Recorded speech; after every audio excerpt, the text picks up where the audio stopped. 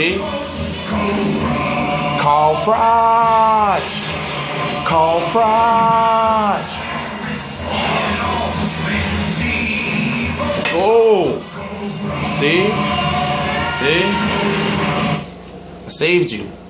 You never know when the Cobra's going to strike. A little bored. A little reclusive lately. Paranoid. But we're going to talk about some boxing. I'm T-Street Controversy. This is T-Street Controversy Live. And we've been talking about it, or I've been talking about it in my videos, social media, everybody else who does boxing videos, boxing media. Julio Cesar Chavez Jr., 48-1-1 with 32 KOs. The son of Julio Cesar Chavez Sr., the best Mexican boxer of all time, in my opinion. So, when you look at Chavez Jr., when you look at his last two fights, you say to yourself, Sergio Martinez was in September 2012. Since then, he had a suspension for blowing that loud. He was fined like $900,000, some astronomical amount, because, if I'm correct, the WBC was just sick of him. You know, with the allegations of him, I forgot after what fight it was. I don't know if it was the Rubio fight. I forgot what fight it was. But after the fight, he was like, yo, grab my shit, we out. And say he ain't shot. After the fight was over, he ain't showered, no nothing, just left. No drug test, no nothing. Like, fuck that drug test.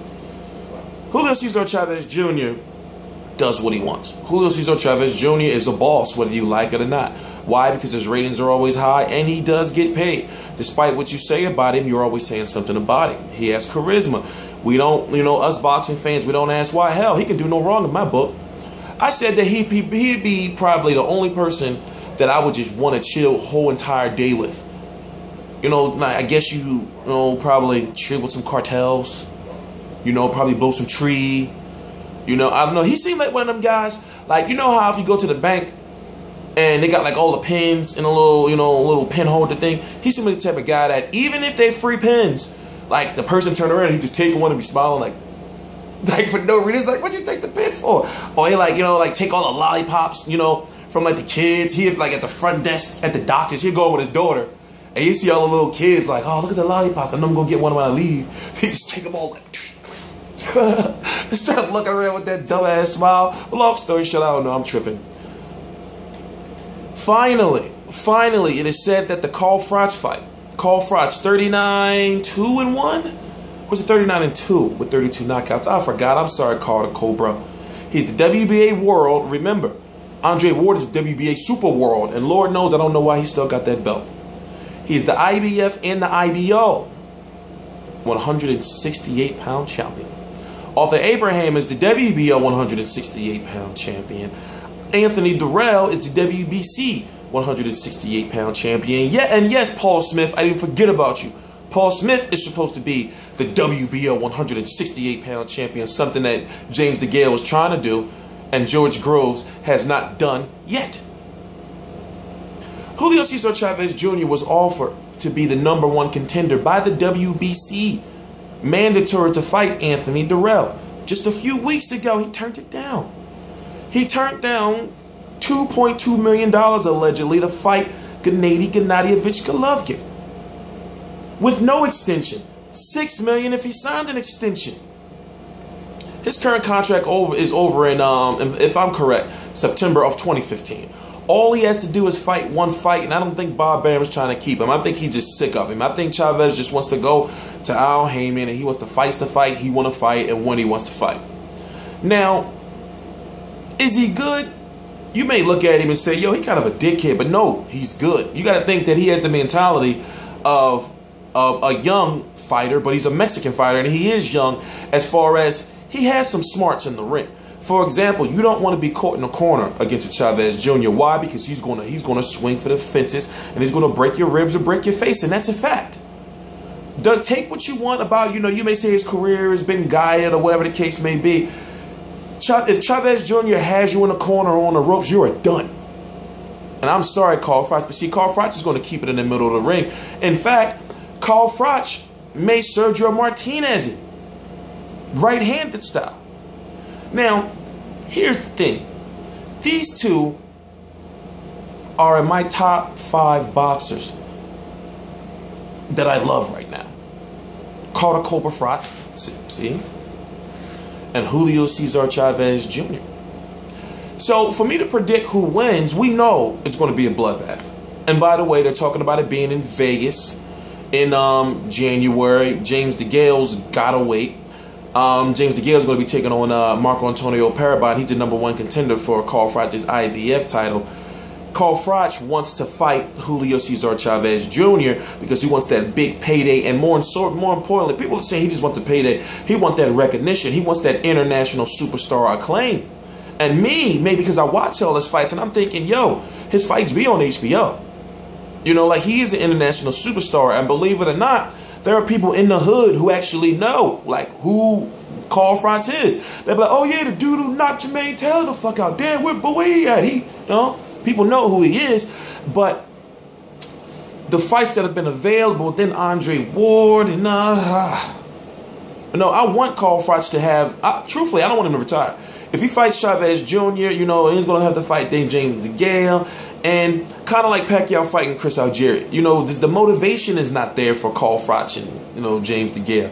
You're like, damn, I'd rather fight Kessler 3 in a big-ass fight right there. Anyway, if you don't know, let me calm down. I'm T-Street Controversy. This is T-Street Controversy Live, and I cover boxing. Real Combat Media is the website I'm associated with. It's right below, and right below that is my like page. What I'm doing on my like page is I have made the commitment, starting in exactly 24 hours, that my like page will be boxing news 24 hours a day. So any breaking news, if you can go there right now, I'm going to make sure it's coming there first. So I had a private Facebook page. Now I'm only using that for business. I switched the links around. You know, Real Combat Media is where all my boxing videos are. You know, all the interviews with guys like Roy Jones and phone show and radio shows and things like that. Articles right below. But take some time. Take about 20 seconds for me before I start talking again. There's a poll for Hopkins and Kovalev. I hate having to emphasize this because all you got to do is open up a new tab. Just click the link right below, and then on the right side of that link, as soon as you click, it's going to be a poll. Let's click it. Bam, it's done. I don't know why I'm so hyped. So, I'm going to say this. It looks like it's going to be on regular HBO in Las Vegas, where Carl Froch wanted it to be. And I hope this really, really happens, because not only does Chavez Jr. need it, Carl Froch needs it. Remember, Chavez Jr. fought Vera back in March. It's October the 15th right now. What is this dude doing with his life? You know, now we know he had a baby. Okay, that can't be an excuse no more. You know, we know, or if you don't know, Chavez Jr. has been keeping himself in good shape.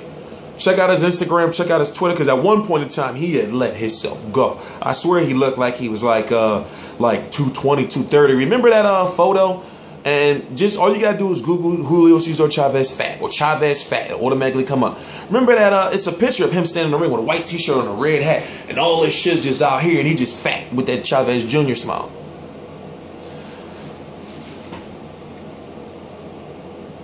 We don't know who's going to train him.